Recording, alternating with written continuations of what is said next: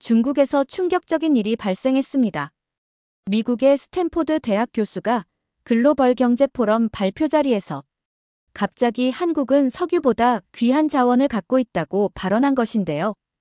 현장에 있던 세계 경제 전문가들은 모두 놀란 반응이었고 중국 대표단은 말도 안 되는 소리라며 비웃었습니다. 도대체 무엇이 석유보다 더 가치 있는 자원이고 그 자원이 무엇이길래 우리나라 전역에 퍼져 있는 것일까요? 전 세계가 놀란 그 자원의 정체는 무엇일까요? 중국에서 날아온 놀라운 이야기 지금 시작합니다. 그 전에 구독과 좋아요 눌러주시면 영상을 제작하는 데 있어 큰 힘이 됩니다. 안녕하세요. 저는 한국의 경제 싱크탱크에서 근무하는 연구원 윤지현입니다. 3달 전 베이징에서 열린 글로벌 경제 포럼에 참석했던 경험을 나누고 싶습니다. 베이징 국제 컨벤션 센터 대강당은 각국의 석학들로 가득 찼죠. 중국, 일본, 한국뿐 아니라 미국, 유럽 등 세계 각국에서 온 경제 전문가들이 모인 자리였어요. 포럼이 시작되고 첫 발표자로 나선 스탠포드 대학교 페이슨 교수의 발언은 정말 폭탄과도 같았습니다. 한국은 석유보다 귀한 자원을 가진 나라입니다. 순간 회의장 전체가 조용해졌어요. 모두가 귀를 의심하는 표정이었죠. 중국 대표단 쪽에서는 비웃음 섞인 웃음소리가 들렸습니다. 특히 첸 교수는 코웃음을 치며 옆 사람에게 뭐라고 속삭였어요. 그런데 페이슨 교수의 발표가 계속되면서 분위기가 달라지기 시작했습니다. 이 자원은 한국이 해방 이후부터 꾸준히 발전시켜온 것으로 돈으로 살 수도 빼앗을 수도 없는 것입니다. 저는 그 순간 중국 대표단의 표정 변화를 놓치지 않았습니다. 처음엔 비웃던 첸 교수의 얼굴이 굳어지고 옆자리에 있던 장웨이 부교수는 급히 노트북을 꺼내 타이핑을 시작했어요. 특히 인상적이었던 건 젊은 연구원 리밍의 반응이었습니다. 처음에는 무관심한 듯 스마트폰만 들여다보던 리밍이 갑자기 고개를 들고 페이슨 교수의 발표에 집중하기 시작했죠. 발표가 끝나자 회의장은 술렁였어요. 한국이 가진 석유보다 귀한 자원이 뭐지? 정말 그런 자원이 있다면 왜 지금까지 알려지지 않았지? 같은 의문이 오갔습니다. 첸 교수는 손을 번쩍 들어 질문권을 얻었어요. 페이슨 교수님, 그런 주장은 근거가 필요합니다. 한국에 그런 귀중한 자원이 있다면 왜 아직도 중국과 같은 경제대국의 규모에 미치지 못하는 건가요? 페이슨 교수는 미소를 지으며 대답했습니다. 그건 오늘 이어질 토론에서 한국 대표단이 직접 설명해 주실 겁니다. 모든 시선이 저희 한국 대표단을 향했고 사실 저는 이 포럼에 급히 대체 참석한 상황이었어요. 원래 참석 예정이던 선배 연구원이 입원하는 바람에 제가 대신 오게 된 거였죠. 저는 준비해온 자료를 다시 한번 확인하며 마음을 가다듬었어요. 이건 단순한 토론이 아니야. 우리나라의 자존심이 걸린 문제야. 이런 생각으로 가슴이 뛰었습니다. 그리고 곧 시작될 토론에서 제가 어떤 이야기를 펼칠지, 어떻게 중국 측 주장을 반박할지 머릿속으로 정리했습니다. 페이슨 교수가 말한 석유보다 귀한 자원의 의미를 제대로 전달해야 한다는 책임감이 무겁게 느껴졌죠. 중국 측의 표정만 봐도 이 토론이 얼마나 중요한지 알 수 있었습니다. 그들은 분명 한국의 약점을 파고들 준비를 하고 있었어요. 저는 심호흡을 하며 제가 준비한 자료들을 다시 한번 훑어봤습니다. 바다를 통한 한국의 성공 사례, 해양 접근성의 경제적 가치, 지속 가능한 자원으로서의 바다에 대한 데이터와 사례들이 정리되어 있었죠. 제가 앞으로 펼쳐야 할 논리의 기반이었습니다. 사회자가 휴식 시간을 알리는 종을 울렸고 저는 커피를 마시러 로비로 나갔습니다. 그때 리밍이 다가왔어요. 그는 영어로 말을 걸었습니다. 윤 박사님, 한국의 그 비밀 자원이 무엇인지 정말 궁금하네요. 힌트라도 주실 수 있을까요? 그의 목소리에는 조롱의 기색이 묻어 있었습니다. 저는 미소를 지으며 대답했어요. 곧 알게 될 거예요. 인내심을 가지고 기다려보세요. 리밍은 실망한 듯 돌아갔고 저는 그가 걸어가는 모습을 지켜봤습니다. 이제 시작이다라는 생각이 들었습니다. 토론이 시작되었습니다. 주제는 지속 가능한 국가 발전 요소였어요. 처음 발표에 나선 중국 측 첸 교수는 자원의 중요성을 강조했습니다. 경제 발전의 기본은 자원입니다. 석유, 석탄, 희토류 같은 광물 자원이 없다면 어떤 나라도 번영할 수 없습니다. 중국의 성장 동력은 바로 풍부한 자원과 이를 전략적으로 확보하는 정책에 있습니다. 첸 교수의 발표는 설득력이 있었습니다. 이어서 첸 교수의 제자 리밍이 나섰습니다. 리밍은 젊은 연구원이었죠. 그는 영어보다 중국어가 편하다며 통역을 통해 발표했어요. 한국은 자원 빈국입니다. 석유 한 방울, 천연가스 한 톨 나지 않는 나라죠. 그런 나라가 어떻게 경제 강국이 될 수 있었을까요? 그것은 우리 중국의 자원과 시장 덕분입니다. 그 말에 저는 눈살을 찌푸렸습니다. 명백한 사실 왜곡이었죠. 한국의 경제 성장에 중국이 기여한 부분도 있지만 그건 한국이 이미 성장 궤도에 오른 후의 일이었어요. 저는 반박하기 위해 손을 들었지만 사회자는 순서대로 진행하자며 저를 무시했습니다. 토론은 계속 진행됐고 다른 나라 대표들도 자원의 중요성에 동의하는 분위기였어요. 드디어 제 차례가 왔을 때 저는 자리에서 일어나 천천히 단상으로 걸어갔습니다. 제가 단상에 오르자 회의장이 조용해졌어요. 솔직히 말하면 저는 첫인상으로는 별로 위협적으로 보이지 않는 유형이었죠. 소녀 같은 외모를 가진 저를 보고 많은 사람들은, 특히 중국 대표단은 과소평가하는 표정이었습니다. 안녕하세요. 저는 한국경제연구원의 윤지현입니다. 제가 입을 열자 사회자가 제 프로필을 화면에 띄웠습니다. 서울대 경제학 학사, 런던 정경대 국제관계학 석사, 하버드대 경제학 박사라는 학력이 공개되자 청중들의 표정이 미묘하게 변했어요. 오늘 저는 여러분에게 질문을 하나 드리고 싶습니다. 석유를 포기하고 바다를 선택한 나라들이 왜 성공했을까요? 이 도입부로 저는 모두의 관심을 끌었습니다. 그리고 제가 준비해온 프레젠테이션을 시작했죠. 저는 싱가포르가 어떻게 천연자원 없이도 세계적인 부국이 됐는지, 일본이 자원 부족에도 불구하고 어떻게 경제대국으로 성장했는지를 보여주었습니다. 그리고 마지막에 놀라운 반전을 준비했죠. 이제 질문드립니다. 만약 중국이 자원만으로 번영할 수 있다면 왜 1대1로를 통해 바다로의 접근성을 확보하려 할까요? 이 질문에 회의장은 다시 술렁였습니다. 첸 교수의 얼굴이 굳어졌고 리밍은 급히 무언가를 필기하기 시작했어요. 저는 그제서야 제가 중요한 지점을 건드렸다는 것을 느꼈습니다. 해양 접근성이야말로 자원보다 더 중요한 국가 발전의 핵심 요소라는 것, 그리고 중국도 이미 그걸 알고 있다는 사실을요. 저는 계속해서 해양 접근성이 가져다주는 이점들을 하나씩 짚어나갔습니다. 무역로의 다양화, 에너지 공급선의 안정화, 식량 안보, 방위산업 발전까지. 그리고 가장 중요한 점으로 지속 가능성을 강조했습니다. 석유와 석탄은 언젠가 고갈됩니다. 하지만 바다는 영원합니다. 재생 불가능한 자원에 의존하는 경제는 결국 한계에 부딪힐 수밖에 없습니다. 하지만 바다를 통한 연결성, 그리고 그것이 가져다주는 지식과 기술의 교류는 지속 가능한 번영을 가능하게 합니다. 제 발표가 끝나자 생각보다 많은 박수가 터져 나왔습니다. 특히 동남아시아와 유럽 대표단에서 호응이 컸어요. 페이슨 교수도 만족스러운 표정으로 고개를 끄덕였습니다.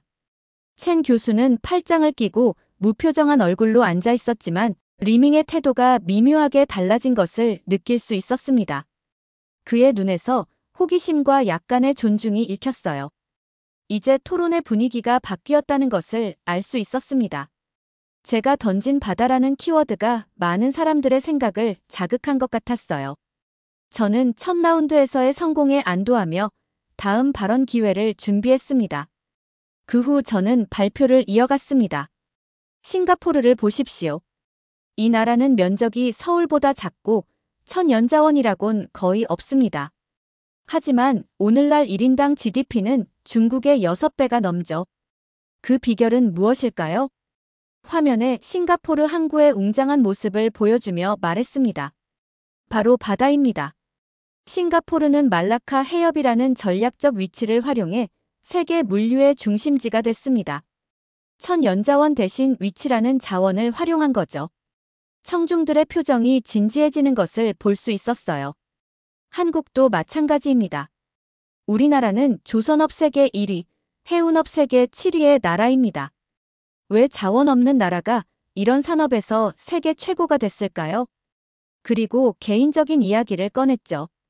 제가 어렸을 때 부산 항구에서 본 거대한 배들이 아직도 기억납니다. 5살 때 아버지 손을 잡고 항구에 갔던 날 아버지는 이렇게 말씀하셨어요. 지현아, 우리나라는 땅은 작지만 바다는 넓단다. 이 바다가 우리의 미래야. 그때는 그 의미를 완전히 이해하지 못했습니다. 대학에서 경제학을 공부하면서 그 말씀의 의미를 깨달았습니다. 바다는 단순한 물이 아니라 교역의 통로, 자원의 보고, 미래를 여는 문이었던 거죠. 그리고 다시 전문적인 내용으로 돌아왔습니다. 우리나라 무역의 99.7%가 바다를 통해 이루어집니다.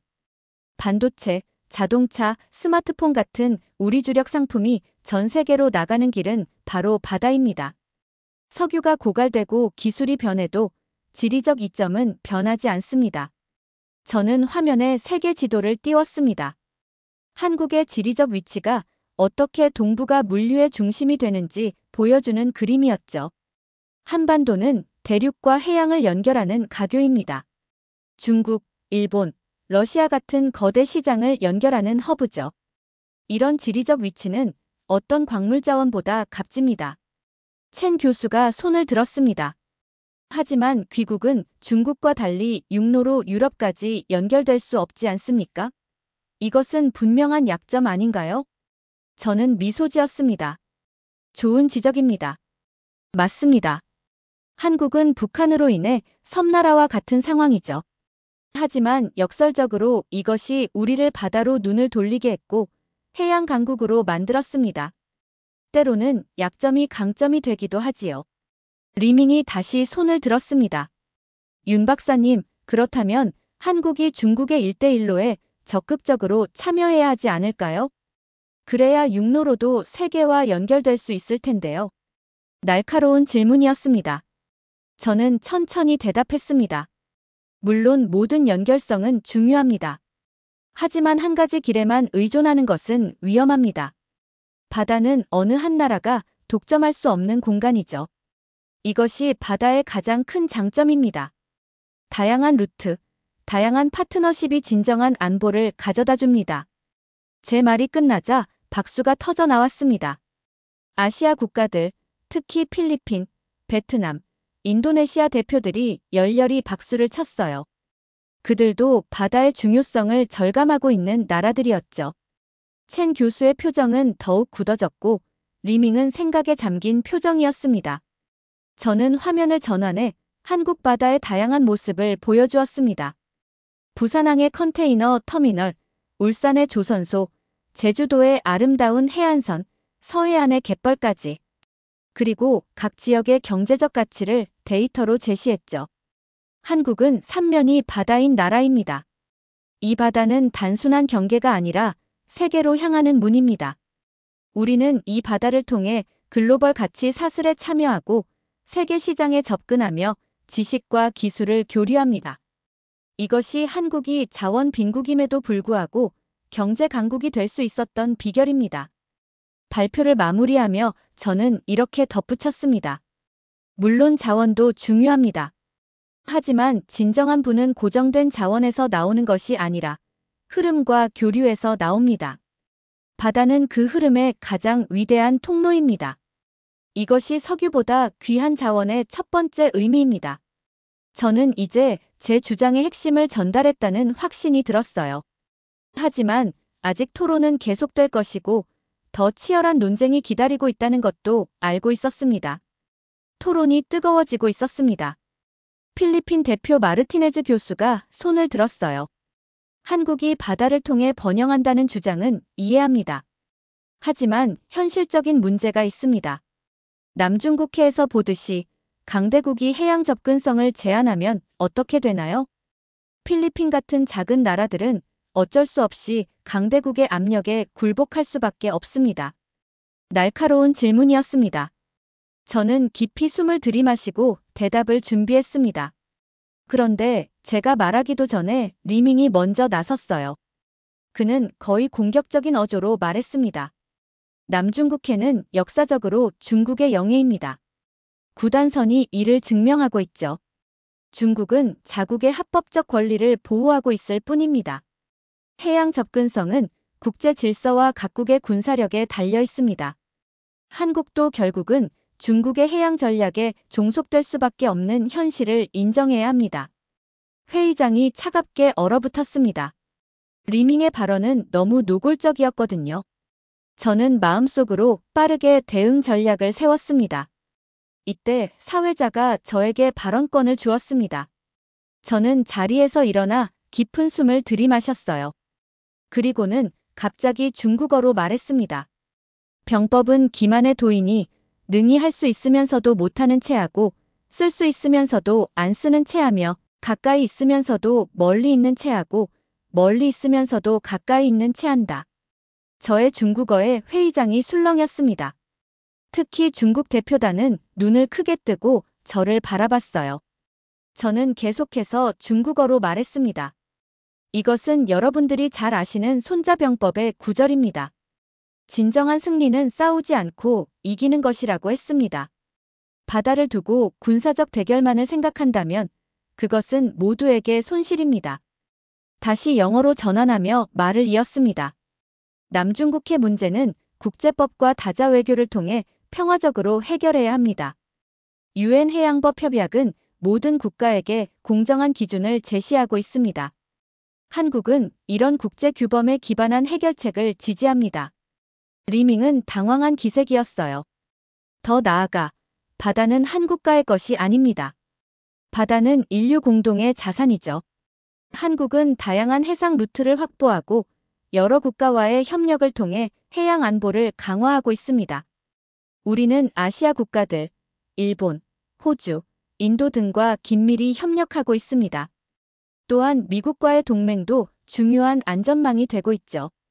마지막으로 중요한 점을 강조하고 싶습니다. 바다를 둘러싼 갈등은 제로섬 게임이 아닙니다. 함께 협력할 때 모두가 더 큰 이익을 얻을 수 있습니다. 중국이 평화적 해양 강국으로 발전하는 것을 한국은 환영합니다.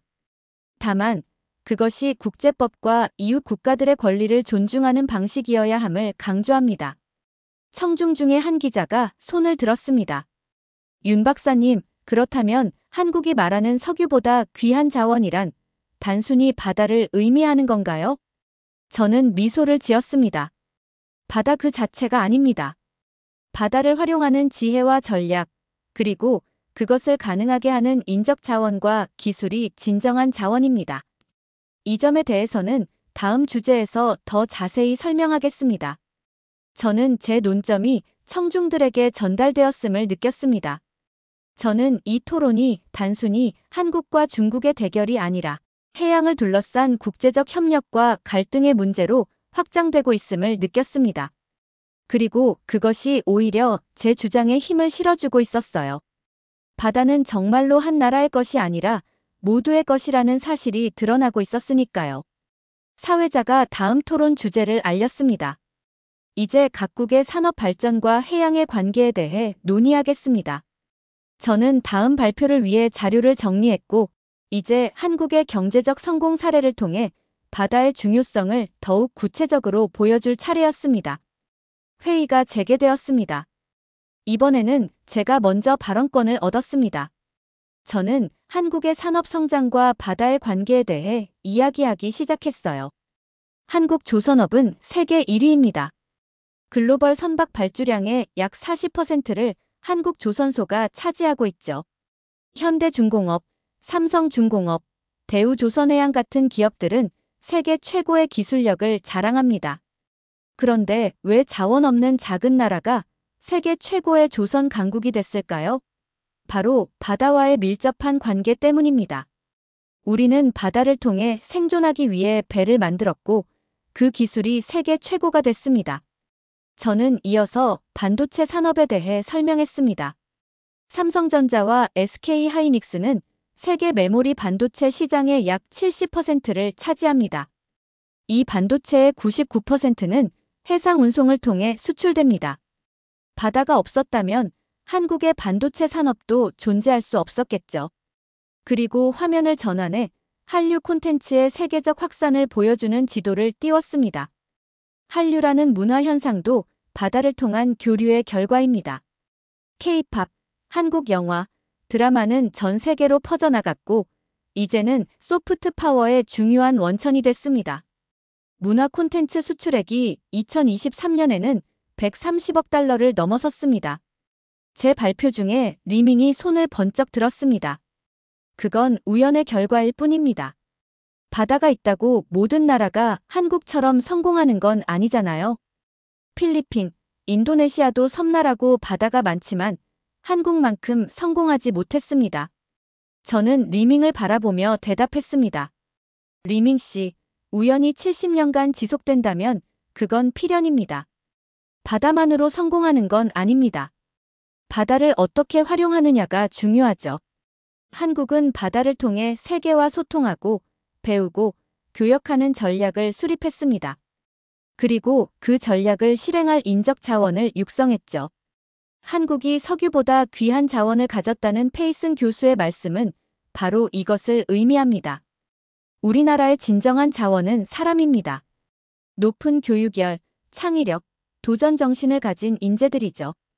그리고 이 인재들이 바다라는 통로를 통해 세계와 연결되면서 한국의 기적이 일어난 것입니다. 저는 계속해서 한국의 기술 혁신 사례들을 소개했습니다. 한국은 5G 기술 세계 최초 상용화, 수소 선박 개발, 스마트 항만 구축 등 해양 관련 첨단 기술에서도 선도적 위치에 있습니다. 이런 기술 혁신이 가능했던 것도 개방적인 해양 국가로서의 특성 때문입니다. 저는 발표를 마무리하며 말했습니다. 한국의 사례는 자원보다 연결성이 현재의 부보다 미래를 위한 투자가 더 중요하다는 것을 보여줍니다. 바다는 단순한 물리적 공간이 아니라 지식과 기술, 문화의 교류를 가능하게 하는 플랫폼입니다. 그리고 그 플랫폼을 최대한 활용할 줄 아는 지혜와 인재가 진정한 국가의 자산입니다. 제 발표가 끝났지만 리밍은 여전히 불만스러운 표정이었습니다. 그는 다시 손을 들어 발언권을 얻었습니다. 윤 박사님의 주장은 이상적이지만 현실은 다릅니다. 결국 군사력과 경제력이 바다의 주도권을 결정합니다. 한국의 해군력은 중국에 비해 훨씬 약하고 경제 규모도 작죠. 그런 상황에서 바다의 자유와 연결성을 말하는 것은 공허하지 않을까요? 이 발언에 회의장이 긴장감으로 가득 찼습니다. 리밍의 말은 사실상 위협이나 다름없었거든요. 저는 차분하게 대답했습니다. 군사력과 경제력이 중요하다는 점은 인정합니다. 하지만 현대 세계에서 힘의 개념은 변화하고 있습니다.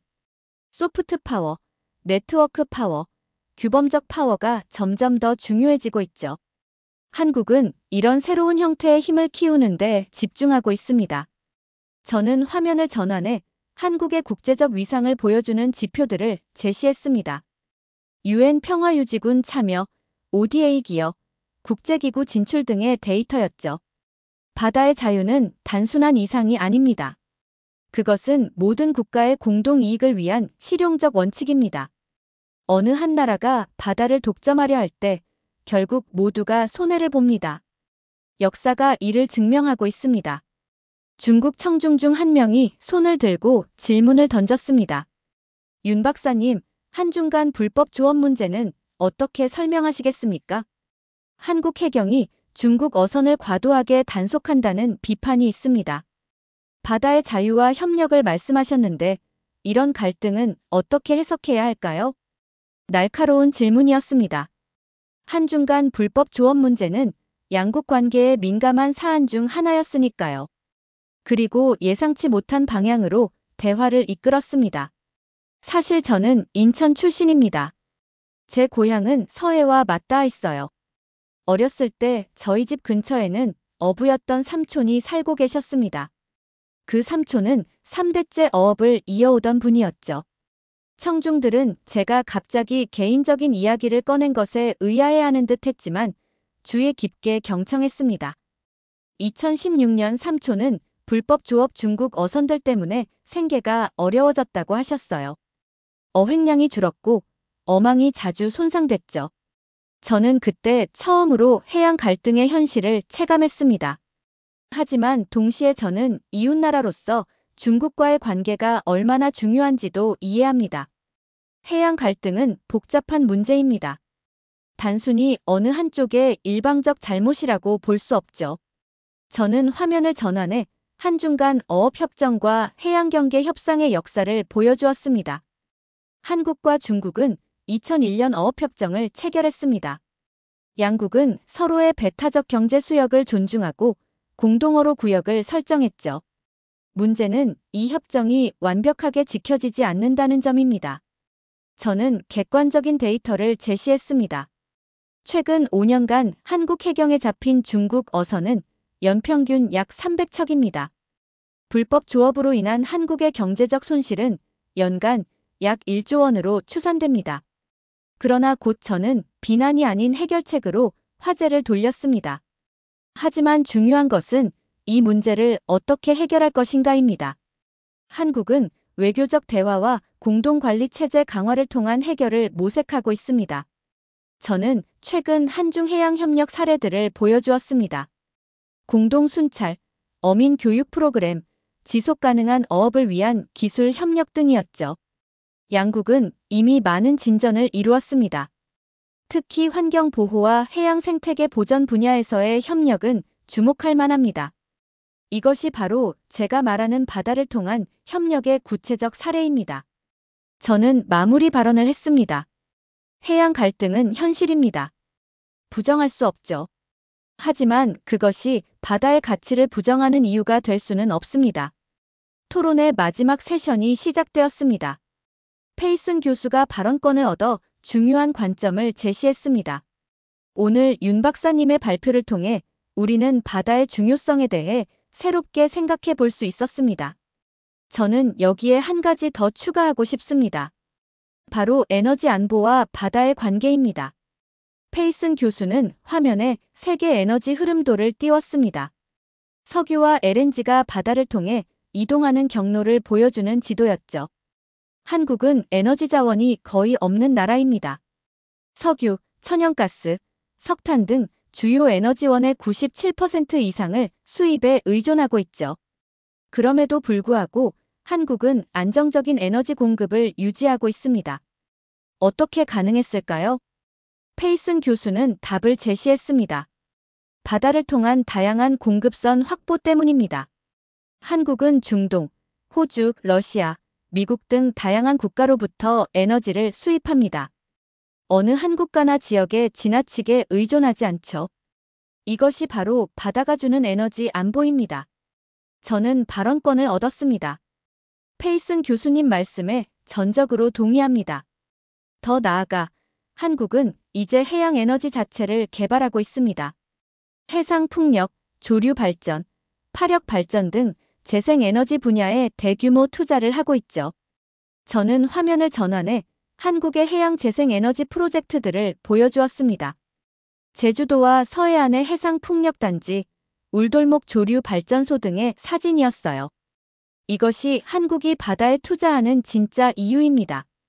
바다는 단순한 이동 경로가 아니라 미래 에너지의 원천이자 식량 안보의 열쇠, 그리고 새로운 산업과 일자리 창출의 공간입니다.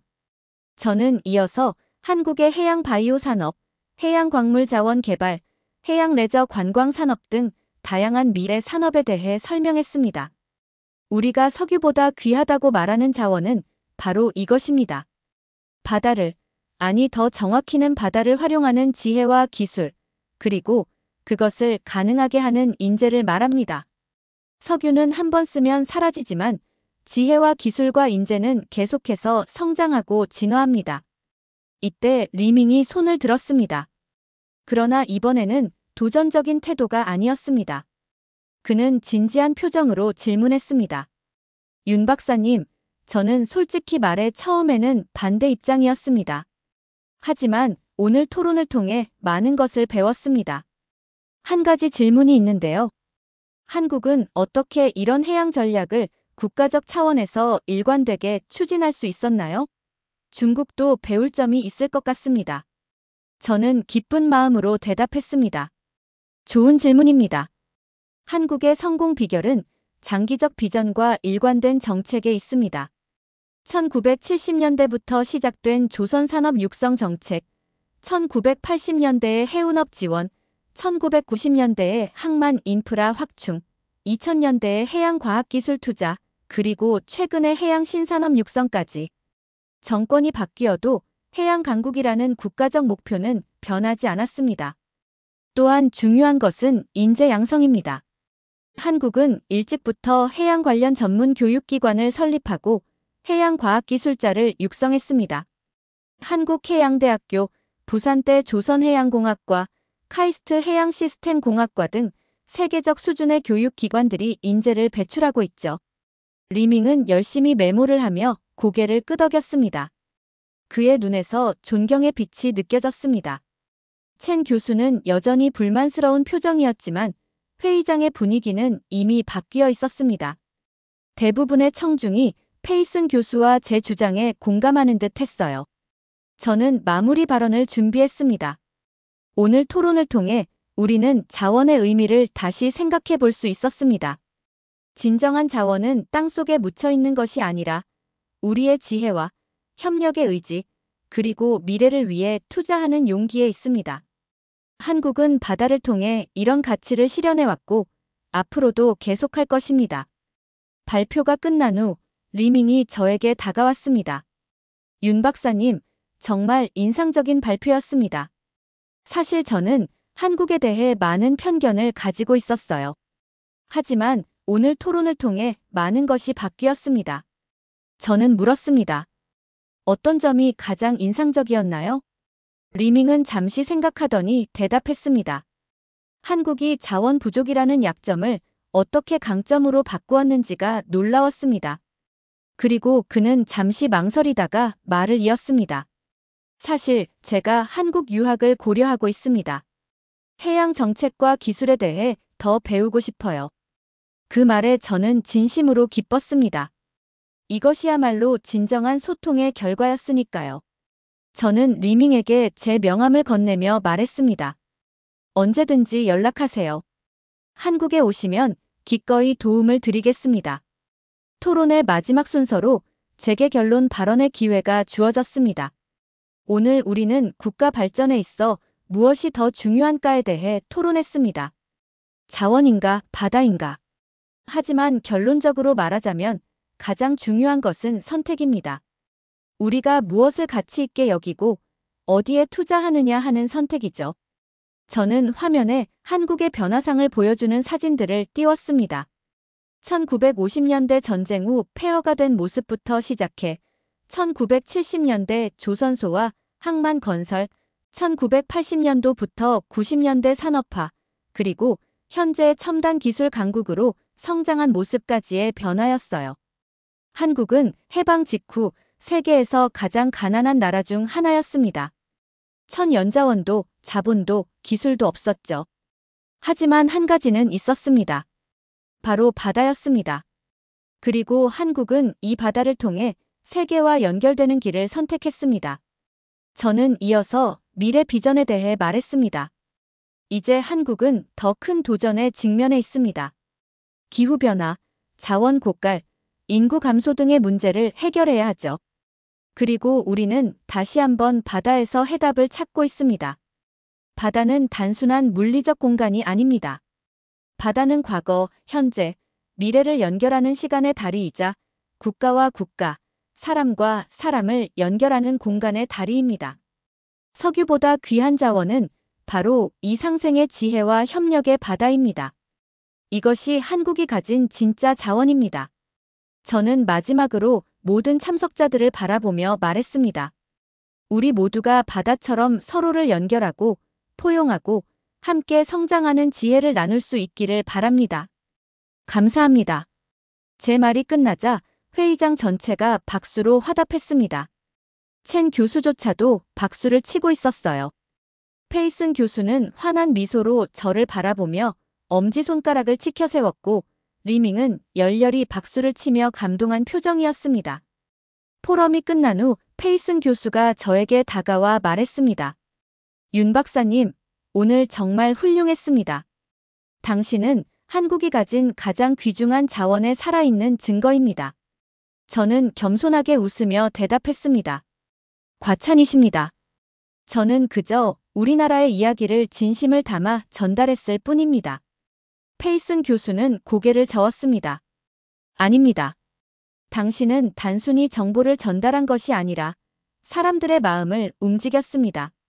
특히 리밍과 같은 젊은 세대에게 새로운 시각을 제시했죠. 이것이야말로 진정한 소프트 파워입니다. 베이징을 떠나는 비행기 안에서 저는 창밖으로 보이는 바다를 바라보며 이번 포럼의 의미를 곱씹었습니다.